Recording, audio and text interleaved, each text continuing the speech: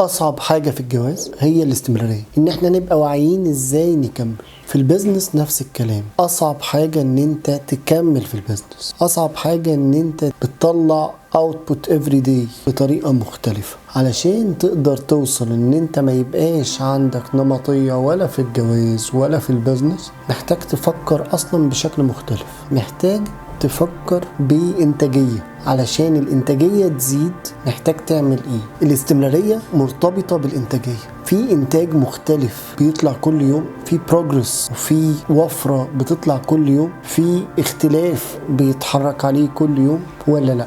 هو ده اللي احنا محتاجين نركز عليه علشان البيزنس يفضل يكبر بشكل مختلف. الانتاجيه بدون روتين، بدون نمطيه. ازاي اوصل ان انا ابقى كرييتيف في البيزنس؟ ازاي اوصل ان انا كل يوم يبقى عندي جديد؟ ازاي اشوف الخطوات بشكل مختلف كل يوم واقدر ان انا اطورها واغيرها كل يوم في البيزنس؟ وعشان تقدر توصل لده محتاج تبقى اصلا مبسوط في البيزنس بتاعك، بتتعامل معاه بشكل مختلف، مش اخده كحمل وكلود عليك وان ده هو مصدر الدخل بتاعك. محتاج تشوف البيزنس والاوتبوت بتاع البيزنس بشكل مختلف. فدايما السؤال ازاي اوصل للهدف اللي انا عايز اوصل له كل يوم بدون ما ابقى مستنزف، بدون ما ابقى اضيع وقت كبير قوي في الشغل، اضيع وقت كبير قوي وانا ببني البيزنس. دايما الناس بتشوف ان الشخص اللي عنده بيزنس بيضيع وقت كبير جدا في حياته ومجهود كبير جدا في حياته وفلوس بينفست فيها في بيزنس وفيها ريسك كبير قوي في حياته. ازاي اقدر اعمل ده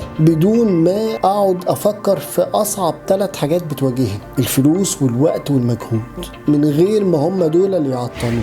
محتاج تفكر اصلا بشكل مختلف، محتاج تفكر بالانتاجيه. طب وازاي ازود الانتاجيه وازاي اضاعف الانتاجيه 100 ضعف؟ رقم 1 محتاج ان انت تحط كل التاسكس في اليوم قدامك وتبدا تختار اهم 7 محتاج ان انت تشتغل عليهم النهارده، ومن ال7 دول هتلاقي نفسك بتنفذ بقيه التاسك كنتيجه، وتبدأ تاخد ان كل تاسك هتاخد مني ساعة واحدة بس، والتاسك دي عشان اوصل للتارجت بتاعها محتاج ان انا اقسمها 3 خطوات قبلها، فكل خطوة هتاخد 15 دقيقة شغل بس، فالتاسك تخلص في ساعة او هتخلص في اقل كمان من ساعة، بس ب3 تاسكس بس، ب3 ستيبس بس. الستيب الاولانية هتاخد 15 دقيقة، والستيب التانية هتاخد 15 دقيقة، والستيب التالتة هتاخد 15 دقيقة، واتمام التاسك واتمام الوصول للتارجت هياخد اخر 15 دقيقة. وبكده هتقدر توصل ل7 تارجتس في اليوم الواحد عندك.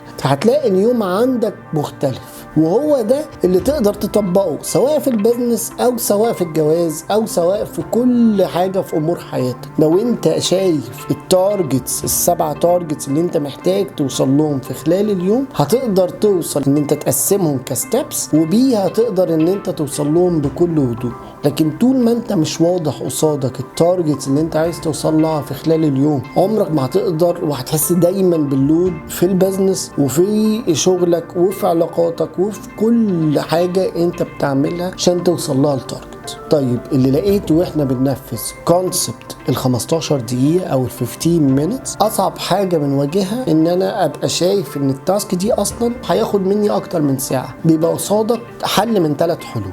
الحل الاولاني ان انت تعمل ديليجيشن للتاسك دي، لان هي مش لعبتك، انت مش اشطر حد فيها، وبالنسبة لحد تاني هي بسيطة وسهلة وبيعملها وهو سايب ايده. الحل التاني تخلي حد يشاركك في التاسك دي. في تاسك محتاج تشوفها 2 man job، يعني ما ينفعش تشيلها لوحدك، فلو انا شلتها لوحدي هاخد اكتر من ربع ساعة، لو حد شالها معايا هناخد 3 دقايق. الحل الثالث ان انت لما تلاقي تارجت كبير هياخد منك اكتر من ساعة، قسمه لتاسكس صغيرة، وكل تاسك تبقى بتاخد ساعة، وكل تاسك تتقسم ل3 15 minutes. بكده مش هتلاقي ان البيزنس بالنسبة لك حمل طول الوقت. بزنس كونسبتس محتاج ان انت تبقى واعي لها بحيث ان انت تدير البزنس وانت سايب